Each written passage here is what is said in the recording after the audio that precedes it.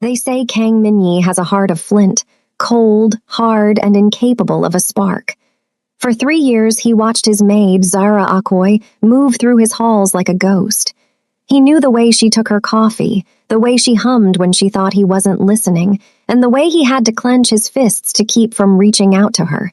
He was the boss. She was off limits. Then came the night the rain tried to wash away the sins of the city. Through the downpour, a flash of white lace appeared, Zara, dressed in a wedding gown that looked more like a shroud, running from the man who bought her. Behind her, the headlights of Dominic Vale's SUVs cut through the dark like predator eyes.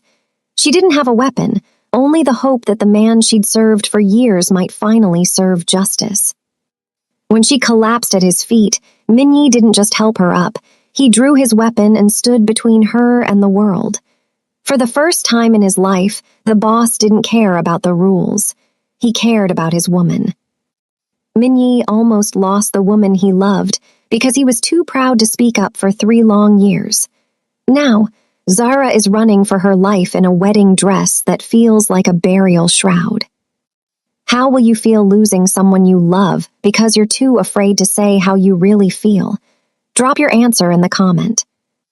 Before we proceed with the story, I would love to know where you are watching from. Drop it in the comment, and also subscribe to this channel if you are new here.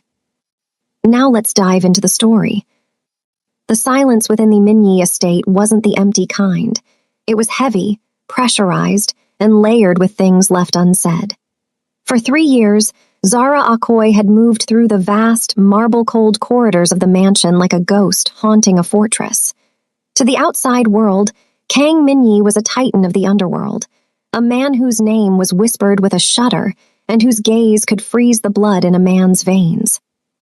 But to Zara, he was the man who drank his coffee black at 5:00 a.m., the man who preferred the scent of sandalwood over expensive cologne, and the man who, for 1,095 days, had never once raised his voice to her. Her life was measured in the small, repetitive rituals of service. She polished the mahogany desk where he signed orders that moved millions. She ironed the crisp, white shirts that draped over his powerful, tattooed shoulders, and she learned the exact angle at which he liked his morning paper placed. She was the help. She was invisible. Or at least, that was the lie they both told themselves to keep the world from spinning out of control. Minyi was a man of absolute discipline. He had to be. In his line of work, a single slip of the heart was a death sentence. He had watched Zara from the moment she arrived, a young woman with eyes too bright for the dim, violent world he inhabited. He noticed the way she hummed Yoruba folk songs while she dusted the library, a sound that seemed to pull the tension right out of his spine. He noticed the way she'd pause by the floor-to-ceiling windows when it rained, her silhouette framed against the gray Atlanta sky, looking as though she were dreaming of a place far away from the blood and the business. There were moments, tiny, flickering sparks, where the distance between master and maid threatened to collapse.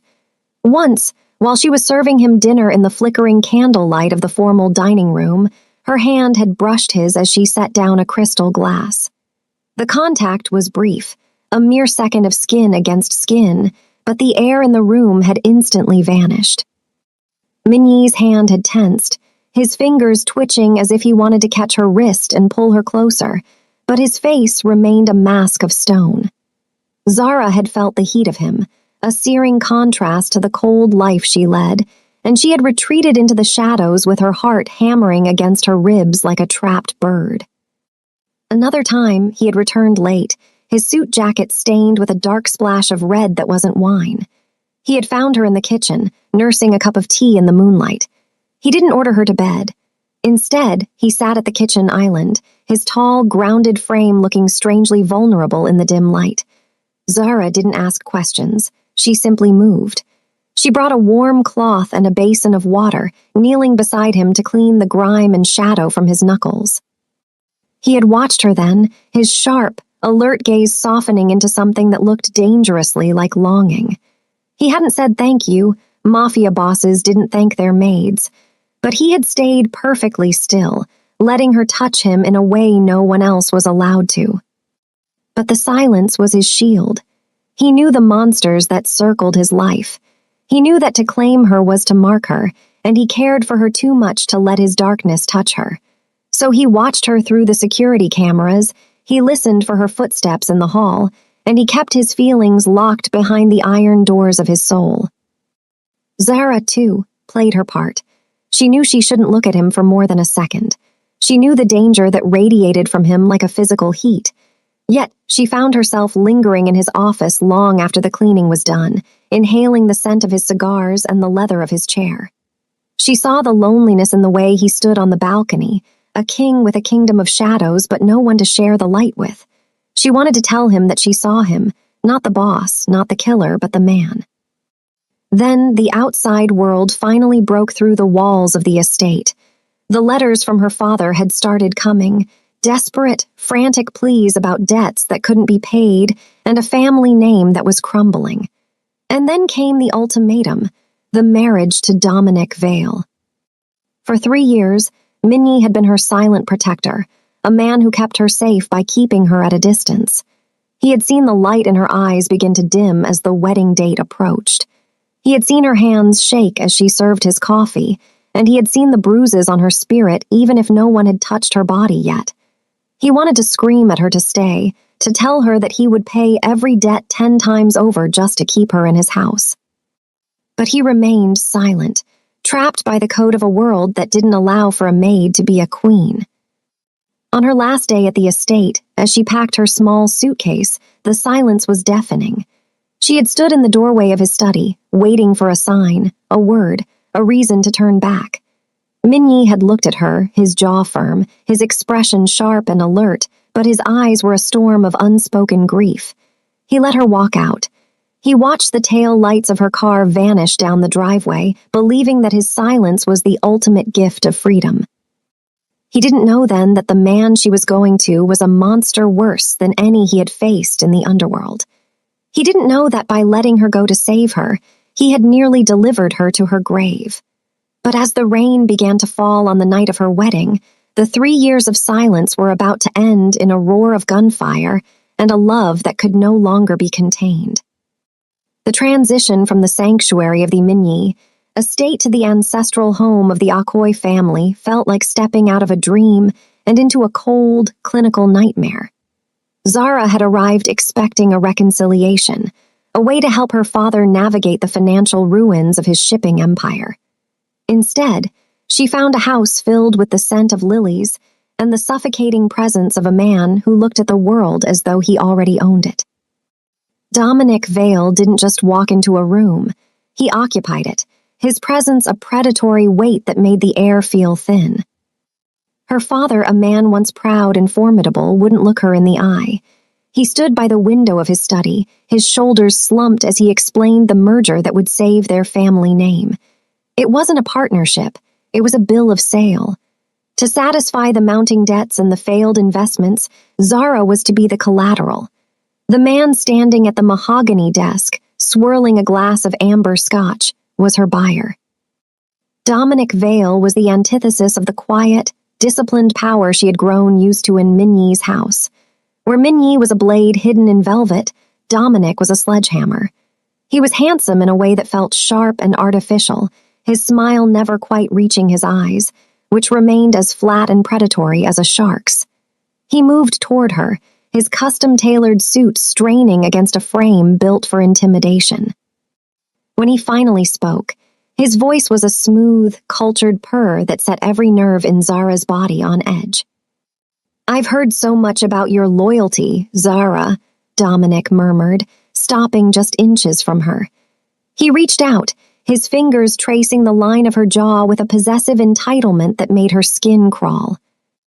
A woman who can spend 3 years in the house of a beast like Kang Minyi and come out with her secrets intact is exactly the kind of asset I need at my side. He didn't speak of love or even a future.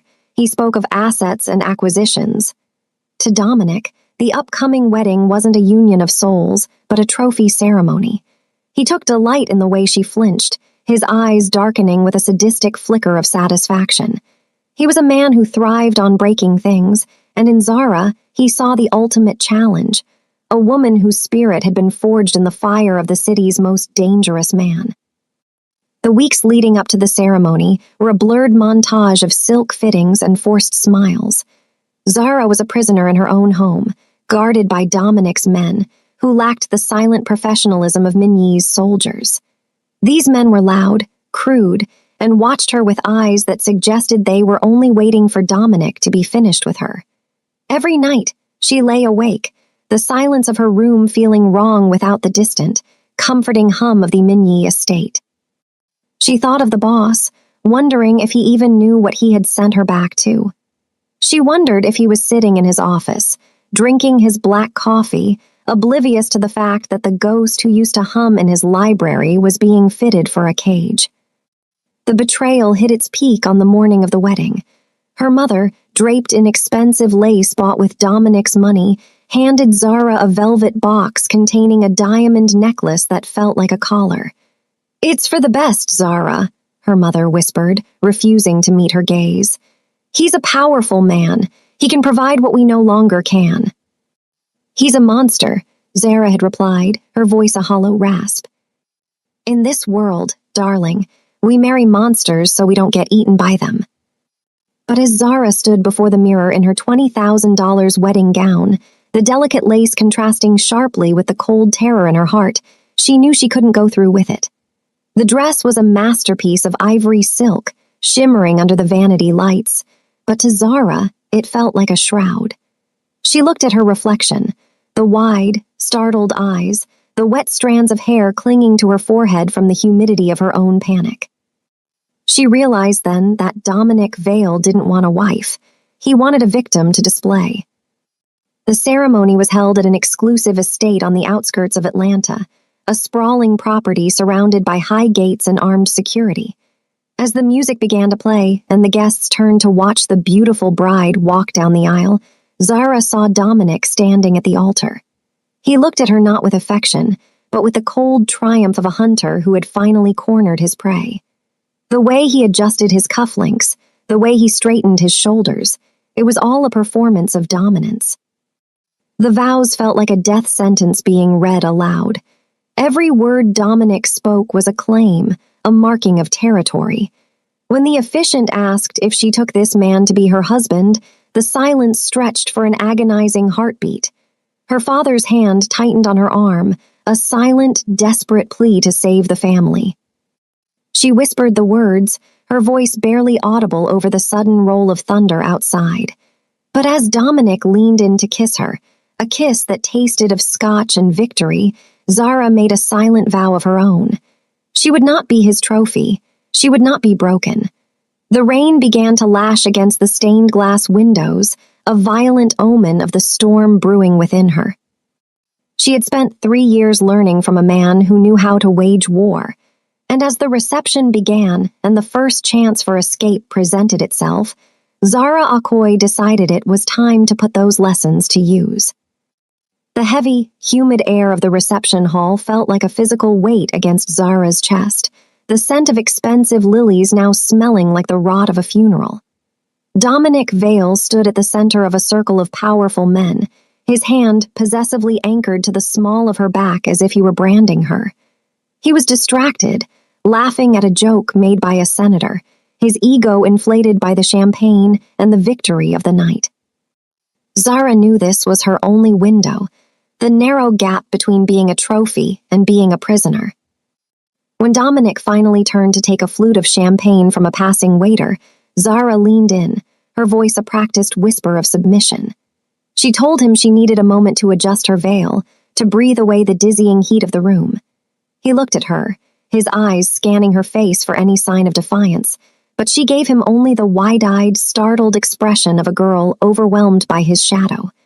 He let her go with a sharp nod, a silent warning that his men were watching every exit. But Dominic's men didn't know the Zara who had spent 3 years navigating the labyrinthine corridors of the Minyi estate. They saw a fragile bride in a heavy gown. They didn't see the woman who had learned the cadence of security patrols and the blind spots of cameras from the most disciplined man in the city. She moved toward the powder room, but the moment she turned the corner, she ditched the high-heeled silk pumps that made her walk a target. Barefoot, she sprinted toward the kitchen, her breath hitching as she ducked behind a row of industrial refrigerators. The staff was too busy with the 12-course meal to notice a flash of white lace disappearing through the service entrance. The moment the heavy steel door clicked shut behind her, the Atlanta sky opened up. The rain was sudden and violent, turning the pristine ivory of her gown into a leaden weight within seconds. Zara didn't care. She ran.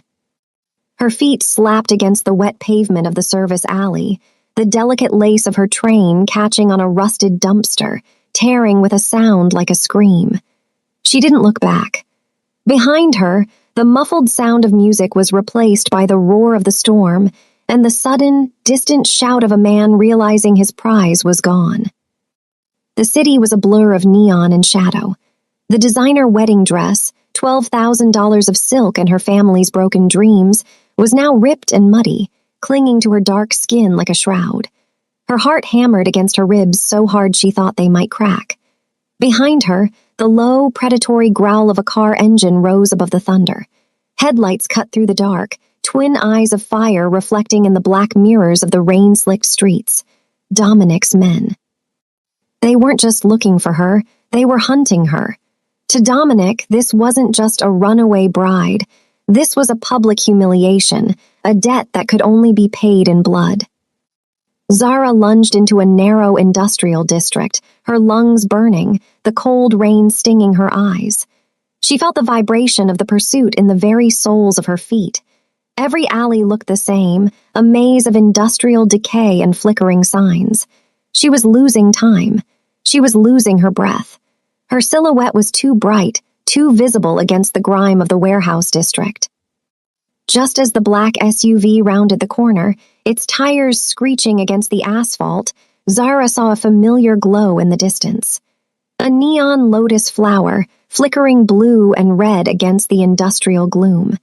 The Lotus Club. It was a place of dangerous men and dark business, a place she knew Minyi frequented when he didn't want to be found. It was a lion's den, but behind her was a monster who would break her piece by piece. She made a choice. She burst onto the main thoroughfare, her dress a sodden mess, her hair plastered to her face in wild strands. The SUV was closing in, the tinted window rolling down to reveal the glint of a weapon. Zara didn't stop. She threw herself toward the entrance of the club just as a sleek black sedan pulled to a sudden, violent halt in front of the doors. The door of the sedan swung open, and for a heartbeat, time seemed to freeze. Standing there, tall and physically grounded in a fitted black suit weathered by the rain, was Kang Minyi. His posture was angled forward like a shield, his expression sharp and alert. He didn't look at the wedding dress with confusion. He looked at Zara with a fierce, protective vigilance that signaled he had been waiting for this exact moment. "Minyi," she gasped, her voice breaking as she collapsed toward him, her hands clutching at his damp lapels. He didn't hesitate. He stepped into the line of fire, one arm extending protectively across her, pulling her small, shaking frame into the solid heat of his body. His gaze was directed outward, scanning the approaching SUV with a calm power that made the air around them feel still despite the storm. Behind them, the SUV screeched to a halt, but the men inside didn't move. Even Dominic's most hardened enforcers knew the man in the rain. They knew the tattoos visible near his neck and the disciplined, ruthless persona of the man who had finally stopped hiding his feelings. Zara felt the tension in his muscles, the readiness of a predator about to strike. For 3 years, she had been his maid, a ghost in his house. But as he shielded her from the world, the look in his eyes told her that the time for silence was over. The runaway bride had found the only man in the city dangerous enough to keep her. The metal of the black sedan was cold, but the man holding Zara was a furnace of steady, controlled heat. Minyi didn't ask her how she had gotten there, or why she was shivering in a ruined wedding gown. He simply tucked her behind the heavy shield of his body, his hand resting firmly on the small of her back. The gesture was a silent reclamation, a promise that the 3 years of distance had officially come to an end. Across the rain-slicked pavement, the black SUV hissed to a halt. The headlights cut through the downpour like twin blades, illuminating the spray of water kicked up by the wind. For a moment, the only sound was the frantic rhythm of Zara's heart and the rhythmic click-click-click of the sedan's cooling engine. Then, the heavy door of the SUV swung open. Dominic Vale stepped out, his movements jagged and furious, a sharp contrast to the motionless silhouette of the man standing before him. Dominic's expensive tuxedo was damp, his hair disheveled, but his eyes were wide with a manic, possessive rage. He stopped several feet away, his gaze darting from Zara's terrified face to Minnie's impassive mask. Behind Dominic, 4 enforcers emerged from the vehicle, their hands hovering near the waistbands of their slacks, a clear threat of the violence they were prepared to unleash. Minnie, Dominic spat, the name sounding like a curse. You're overstepping. That woman belongs to me. We have a contract. We have a vow. Minnie didn't move. He stood tall, his feet planted firmly on the wet asphalt, his posture reflecting the grounded authority of a man who had survived 1,000 storms. He looked at Dominic not with fear, but with a chilling, clinical observation. She's not a contract, Dominic. Minnie's voice was low, carrying a resonance that seemed to vibrate through the very air. And she certainly doesn't belong to a man who has to hunt her through the mud to keep her. Dominic took a step forward, his jaw tight. She was your maid, a servant. You let her go. Don't tell me the ruthless Kang Minyi has developed a conscience for a girl who used to polish his floors. The insult hung in the air, heavy and sharp. Zara felt Minyi's muscles tighten beneath his suit jacket, but his voice remained as calm as the eye of a hurricane. She was never just a maid. She was a guest in my house. And now she is under my protection. If you want her, you'll have to go through the man who knows exactly what she's worth. Dominic's laugh was a harsh, ugly sound. He signaled to his men, and the click of safeties being disengaged echoed through the alleyway. You're outnumbered, Minyi. You're alone in the rain with a girl who's more trouble than she's worth. Give her to me, and I might forget you interfered. In response, the shadows of the industrial district seemed to come alive. From the dark recesses of the Lotus Clubs loading docks and the nearby alleyways, a dozen men appeared. They moved with the silent, disciplined precision that was the hallmark of the Korean underworld. They didn't shout. They simply formed a semicircle around Minyi and Zara, their weapons drawn and aimed with lethal intent. The standoff was a masterclass in tension. On one side, the chaotic, desperate aggression of a man losing his prize. On the other, the cold, calculated power of a boss protecting his heart. The rain intensified, blurring the lines between the two factions, but the visual remained clear. Minyi was the immovable object, and Dominic was the force that was about to break against him. You think you can hide behind your soldiers? Dominic hissed, though his bravado was visibly wavering as he realized the tide had turned. I'm not hiding, Minyi said, finally shifting his gaze directly into Dominic's eyes. He reached back, his fingers interlacing with Zara's trembling ones, anchoring her to him. I'm ending this. If you or your men take one more step toward this woman, I will consider it an act of war against my family. And you know how I handle my enemies, Dominic. The threat was implicit and absolute. Dominic looked at the armed men surrounding him, then back at Zara, who was looking at Minyi with a mixture of shock and burgeoning hope. The realization hit Dominic like a physical blow. He hadn't just lost a bride. He had challenged the one man in Atlanta who could systematically dismantle his entire life. This isn't over, Dominic growled, though he was already backing toward his SUV. She's an Akoi. Her father will hear about this. Tell him, Minyi replied, his voice a cold finality. And tell him that if he wants to talk about his daughter's future, he talks to me. As the SUV screeched into a desperate U-turn and vanished into the curtain of rain, Minyi didn't relax. He waited until the sound of the engine faded before turning to Zara. The sharp, alert expression softened as he looked down at her. He didn't speak. He simply reached up, his thumb brushing a smudge of mud from her cheek with a tenderness that contradicted his ruthless persona. In that moment, the shield became a sanctuary. The 3 years of silence had been replaced by a roar of protection, and as he led her toward the warmth of the club, Zara knew she wasn't just escaping a marriage, she was finally coming home.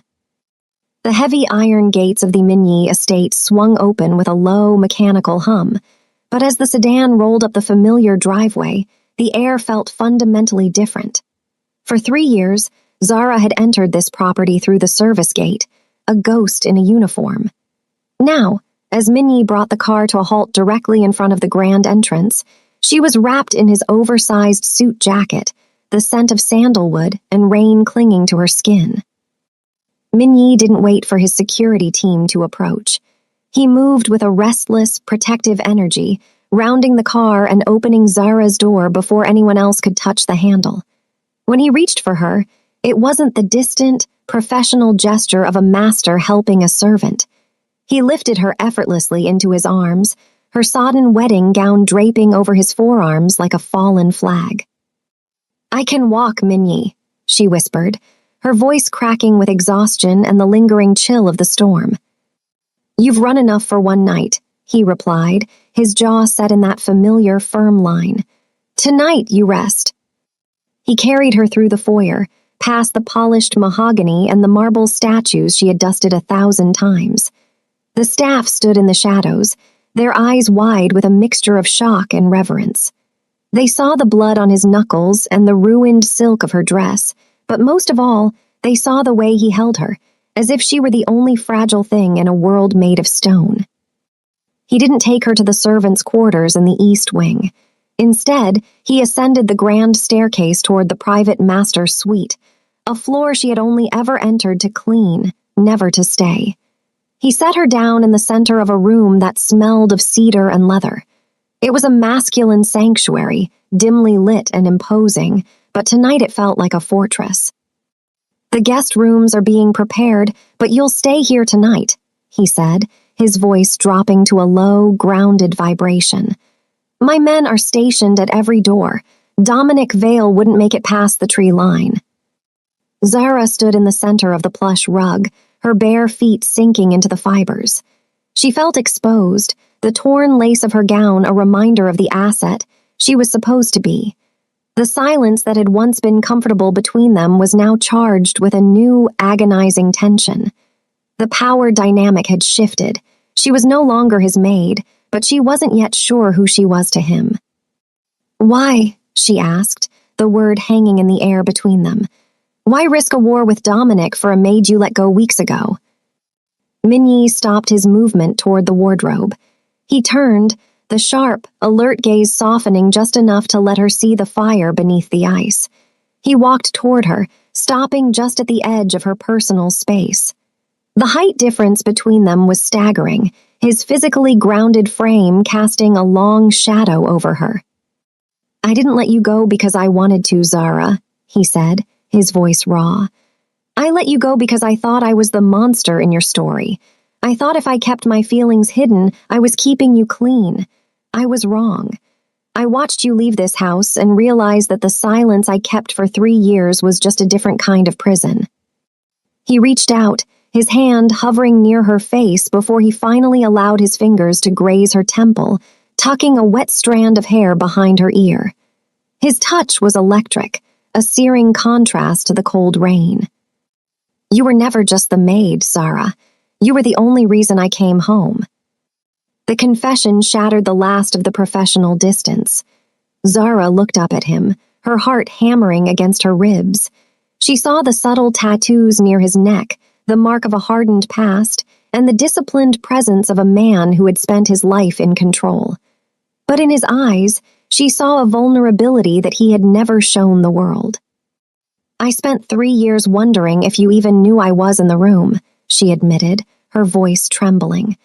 I used to linger in your office just to breathe the same air. I thought I was invisible to you.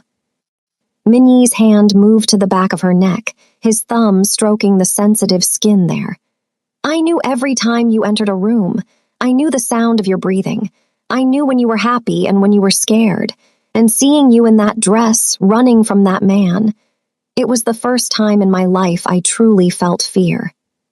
The tension in the room wasn't just about the war outside. It was about the years of repressed longing finally boiling to the surface. Minnie pulled back slightly, his expression returning to that of the vigilant protector. There is a robe in the bathroom. The water is hot. Clean the rain off your skin, Zara. Tomorrow we deal with your father and Dominic. But tonight you are safe. You are home. As he turned to leave the room to give her privacy, Zara realized the transformation had already begun. She wasn't the girl who polished the floors anymore, and he wasn't just the boss. They were two people who had survived the silence, and as she watched him close the heavy oak door, she knew that the sanctuary of the estate was no longer about the walls. It was about the man standing guard outside them. The storm outside had settled into a rhythmic, melancholic hum against the reinforced glass of the master suite, but inside, the air was thick with a tension that felt far more volatile. Zara emerged from the steam-filled bathroom, wrapped in a heavy, charcoal-gray silk robe that belonged to Minnie. It was miles too large, the hem pooling around her ankles and the sleeves swallowed her hands, yet the weight of it felt like the first real protection she'd known in weeks. Minnie was standing by the floor-to-ceiling window, his back to the room. He had changed into a simple black t-shirt that stretched across his broad shoulders, his silhouette a dark, immovable pillar against the flickering lights of the city below. He didn't turn when she entered, but his posture shifted, a subtle, alert grounding that told her he was acutely aware of her presence. I had the kitchen prepare something, he said, his voice low and raspy, cutting through the silence. You haven't eaten. Zara didn't look at the tray on the table. She looked at him, the physically grounded man who had just declared war on a billionaire for her. I don't think I can eat, Minnie. Not until I understand what's happening. Not until I know why the man who barely looked at me for 3 years is suddenly acting like I'm the most important person in his empire. Finally, he turned. The sharp, disciplined presence was still there, but in the dim light of the room, the mask was slipping. His eyes, usually scanning for danger with cold precision, were now fixed on her with a raw intensity that made her breath hitch. He walked toward her, each step measured, until he was standing close enough for her to feel the heat radiating from his skin. You think I didn't look at you? He asked, a ghost of a bitter smile playing on his lips. Zara, I looked at you every single day. I looked at you until it became a habit I couldn't break. I looked at you until the sound of your footsteps in the hall was the only thing that could settle the noise in my head. He reached out, his hand trembling almost imperceptibly before he tucked a dry strand of hair behind her ear. His fingers lingered there, his thumb grazing the line of her cheek. You were the maid. You were the help. And I told myself that as long as I kept you in that box, you were safe. I told myself that if I never spoke your name with the hunger I felt, the monsters I live with would never notice you. Zara searched his face, seeing the cracks in the ice she had thought was permanent. You loved me, all that time. Wasn't just love, he confessed, his voice dropping to a vulnerable whisper.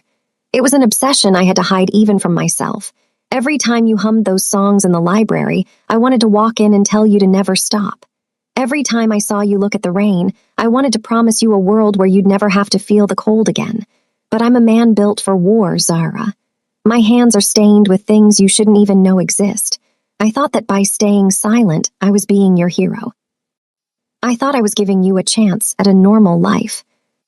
He pulled back slightly, his expression hardening with a flash of self-loathing. Then I saw you in that dress. I saw you running from Dominic Vale, a man who is a monster in a way I could never be because he hides his cruelty behind a suit and a smile. I realized then that my silence hadn't saved you. It had nearly destroyed you. The vulnerability in his confession was staggering. This was the first break in the ruthless exterior that the entire underworld feared. Minyi, the Ice King of the Atlanta crime families, was standing in his own bedroom, admitting that his greatest tactical error was his own heart. Zara reached up, her smaller, dark hand covering his on her cheek. "You should have told me," she whispered. "I spent 3 years feeling like a shadow. I spent 3 years thinking I was a fool for falling for a man who didn't know I existed." Minyi's eyes widened, a flicker of shock crossing his disciplined features. You felt it too." "How could I not?" Zara said, a small, sad laugh escaping her. "You were the only person who ever truly saw me, even when you weren't looking. You created a world where I felt safe, even if it was a lie. I didn't want a normal life, Minyi. I wanted this one with you." The tension that had built up over 3 years of silence finally snapped. Minyi didn't wait for another word. He leaned down, his mouth crashing against hers in a kiss that was 3 years in the making.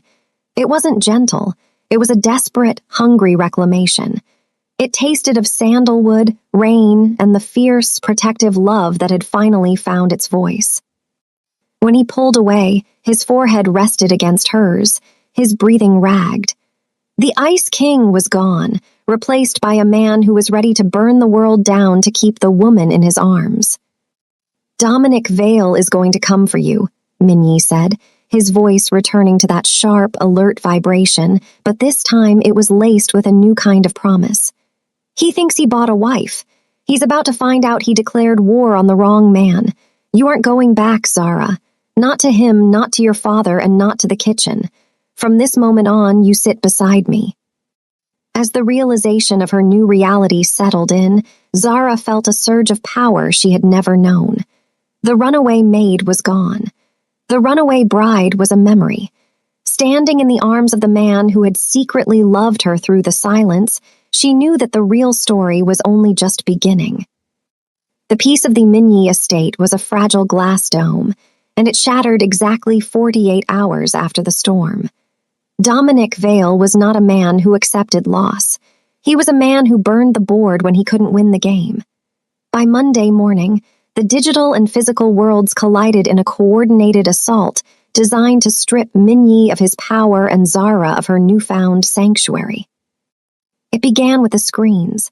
Every major news outlet and social media platform was flooded with leaked footage and doctored narratives. Dominic's PR machine, fueled by millions, painted a story of a distraught, kidnapped bride held against her will by a violent criminal syndicate. Zara's own father appeared on a national news segment, his face a mask of coached grief, begging for the safe return of his daughter from the clutches of the ruthless Kang Minyi. To the public, it was a tragedy. To the underworld, it was a neon sign inviting federal scrutiny onto Minyi's operations. Minyi stood in his command center, the glow of a dozen monitors reflecting in his sharp, alert eyes. He didn't pace. He didn't shout.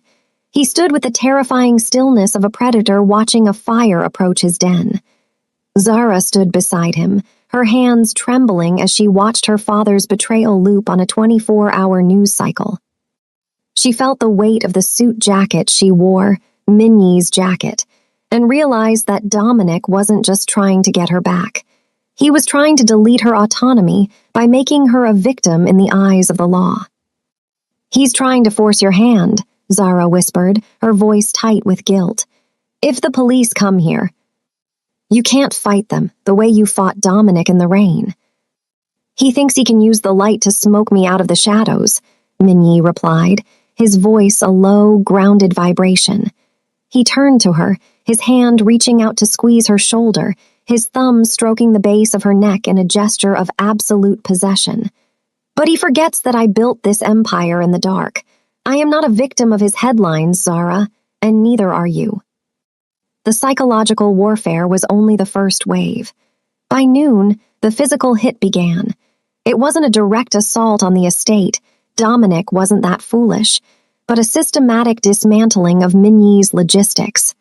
3 of his primary shipping warehouses in the industrial district were hit simultaneously. It wasn't the police. It was a mercenary group, high-end cleaners hired by Dominic to cripple Minyi's revenue. Explosions rocked the docks, the orange glow visible even from the estate's high vantage point. The reports came in fast, supply chains severed, security teams pinned down, and millions of dollars in cargo incinerated. It was a clear message from the tycoon. I will bankrupt you, I will jail you, and I will take back what I paid for. The tension in the house reached a fever pitch. Minyi's captains, men who had served him for a decade, looked to him with expectation. They wanted blood. They wanted to hit back. But Minyi remained disciplined, his gaze directed outward, scanning the chess board for the move Dominic hadn't seen coming. He's overextending, Minyi said, more to himself than to the room. He walked to the center of the office, his presence physically grounded and commanding. Dominic is a businessman who thinks he's a general. He's spending a fortune to create a spectacle because he knows he can't win a war of attrition against me. Zara watched him, seeing the hardened past reflected in the subtle tattoos near his hand as he gripped the edge of his desk. She realized then that her flaw, her belief that she was a burden, was exactly what Dominic was trying to exploit. He wanted her to feel so much guilt for Minyi's losses that she would walk back to him voluntarily to make the pain stop. He wants me to break, Zara said, her voice growing stronger as she stepped closer to Minyi. He thinks if he destroys everything you've built, I'll crawl back to save you. Minyi looked at her, the sharp expression softening into a look of fierce pride. Then he doesn't know you, and he certainly doesn't know me. I've lived with nothing before Zara. I can lose every warehouse I own, but as long as you are standing behind these gates, he hasn't taken a single thing that matters. But the final blow of the afternoon was personal. A courier arrived at the main gate under a white flag, delivering a single, handwritten note from Dominic. It wasn't addressed to Minyi, it was for Zara. I have your brother, Zara. The debt must be paid. You have until midnight to return to the altar, or he pays for your wedding in blood. The silence that followed the reading of the note was deafening. The Ice King's mask didn't just crack, it vanished. A dark, terrifying energy radiated from Minyi, his jaw firming into a line of pure lethality. He didn't look at the note, he looked at the clock. He's moved from business to family, Minyi whispered, the tone of his voice promising a slaughter. That was his last mistake. Zara felt the shift in the air. The sanctuary of the safe house was gone, replaced by the war room of a man who no longer cared about the rules. Dominic Vale had launched a smear campaign and a physical hit, but he had forgotten the one rule of the underworld: never threaten what a mafia boss loves. As Minyi began to bark orders to his men, Zara realized the 3 years of silence were about to be replaced by a night of absolute, unmitified chaos. The sirens of the city felt worlds away as the true storm descended upon the Minyi estate. Dominic Vale hadn't waited for the midnight deadline.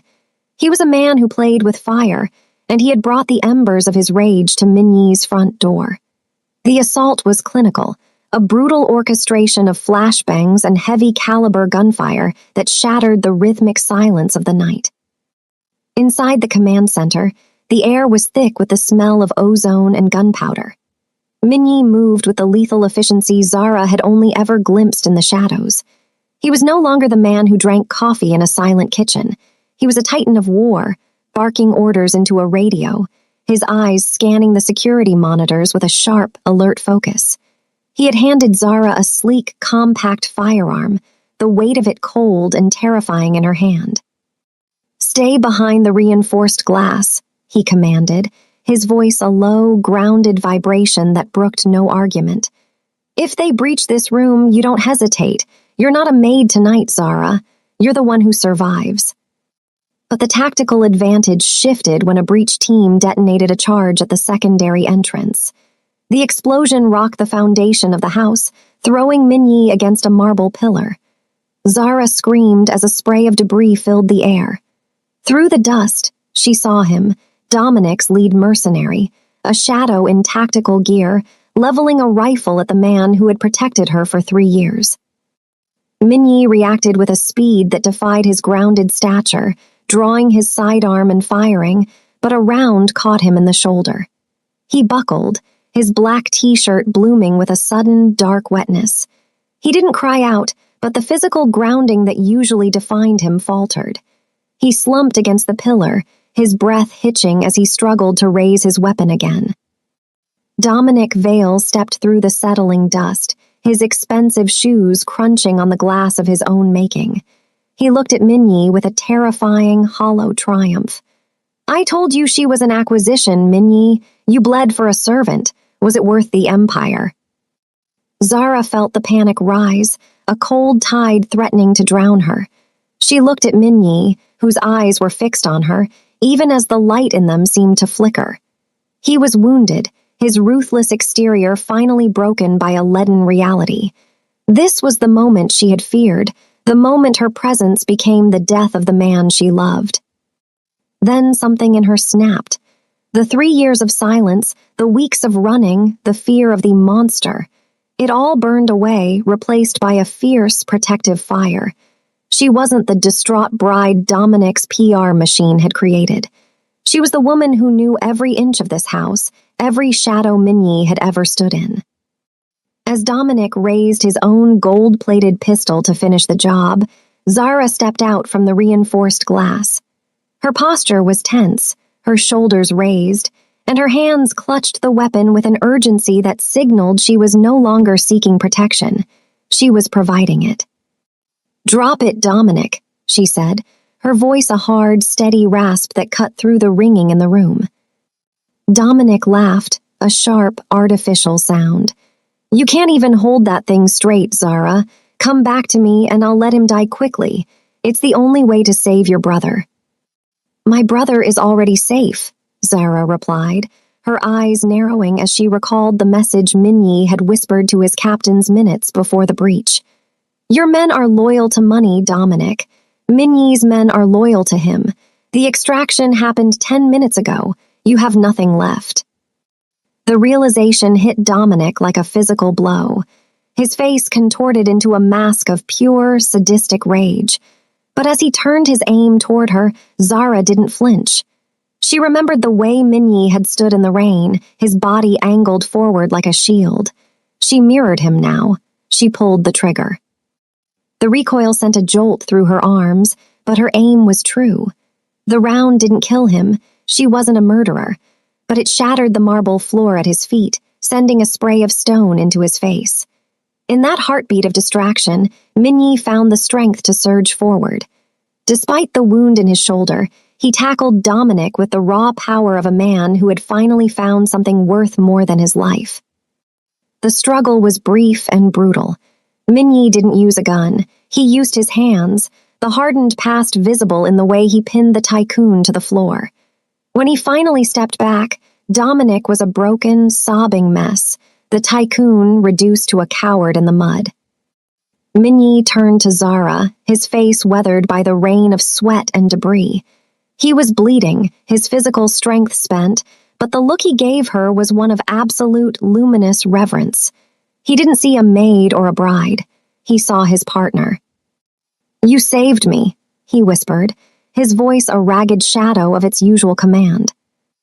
Zara dropped the gun and ran to him, catching him as he finally allowed his knees to hit the floor. She wrapped her arms around him, the delicate lace of her sleeve, now stained with his blood, intertwining with his dark tattoos. "I told you," she said, her forehead resting against his. "I didn't want a normal life. I wanted this one." The final confrontation at the estate ended not with the fall of an empire, but with the birth of a new one. As Minyi's men moved in to clear the remaining mercenaries, Zara held the most dangerous man in Atlanta, knowing that the blood and lace of this night had finally sealed a vow that no contract could ever break. The aftermath of the battle left the Minyi estate bathed in a haunting mix of emergency strobes and the soft, rising light of a new dawn. The air was finally clear of smoke, replaced by the crisp, earthy scent of wet pavement and ozone. Dominic Vale sat on the marble floor of the foyer, his zip-tied hands trembling, his eyes darting toward the shadows where Minyi's enforcers stood like silent gargoyles. He was no longer a tycoon. He was a ghost of a man whose currency of fear had finally been devalued. Minyi stood over him, his shoulder bandaged and his black shirt torn, yet he had never looked more grounded or authoritative. He didn't use a weapon to end it. Instead, he pulled a thick folder from the desk, evidence of Dominic's offshore money laundering and the human cost of his shipping mergers. With a single nod, Minyi handed the file to a waiting contact from the Federal Bureau. Dominic wouldn't be dying in the mud. He would be buried alive in a cell, his reputation and fortune dismantled piece by piece, until nothing remained of the man who thought he could own a woman's soul. "Take him," Minyi said, his voice a low, final vibration. "And make sure the world knows that the debt he claimed is void. From this day forward, the Akoi name is under the protection of the Kang family." As the authorities dragged a screaming Dominic into the light of the morning, Minyi turned his back on the chaos. He walked toward Zara, who was standing on the grand staircase. She had shed the ruined wedding gown, now dressed in a sleek, powerful black suit that Minyi's staff had prepared. Her posture was no longer that of a fugitive. She stood with her shoulders back, her gaze sharp and alert, mirroring the man who had risked everything to keep her. "The underworld is waiting for a statement," Minyi murmured, stopping at the base of the stairs and extending his hand. "They saw the smoke. They heard the gunfire. They need to know who is in charge of this city." Zara looked at his hand, the hand that had cleaned her knuckles in the moonlight and pulled the trigger in the rain.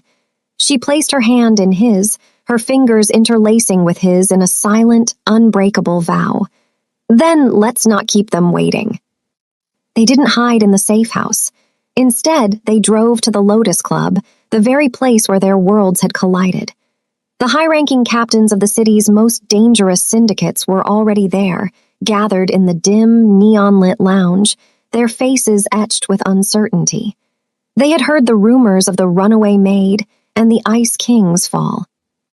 When the doors swung open, the room went dead silent. Minyi walked in first, but he didn't head for the head of the table alone. He stepped aside, his hand resting possessively and respectfully on the small of Zara's back, ushering her to sit in the chair beside his, a seat that had remained empty for 7 long years. "There is a new rule in this city," Minyi announced, his voice carrying to every corner of the club with the weight of a decree. "The woman beside me is not a guest. She is not a maid. She is the mind that saw through the tycoon's play and the hand that held the line when the glass broke. Zara Akoi is the partner of this house. To move against her is to move against me. To disrespect her is to invite a war you cannot win." The captains looked from Minyi's hardened, disciplined face to Zara's calm, luminous presence. They saw the transformation, the way the vulnerability of the Maid had been forged into the quiet power of a queen. One by one, the men bowed their heads. It was a recognition of a new era. Later that evening, as the city lights twinkled like a kingdom of diamonds beneath them, Minyi and Zara stood on the balcony of the club. The 3 years of silence were gone, replaced by a partnership built on a love that had been tested in fire. Minyi looked at her, his expression finally breaking into a smile, the second one in 7 years, and this time it was full of peace. "I used to think the silence protected you," he admitted, pulling her into the warmth of his chest. "The silence only kept us apart," Zara replied, leaning back against him, feeling the steady thrum of his heart against her spine. "But the truth made us dangerous." Minyi kissed the top of her head, his eyes scanning the horizon, no longer looking for enemies, but for the future they would build together. The runaway bride had found her place, and the ruthless boss had found his heart. In the shadows of Atlanta, a new legend was born, one of blood, lace, and a love that refused to be silenced ever again. I will see you in the next story.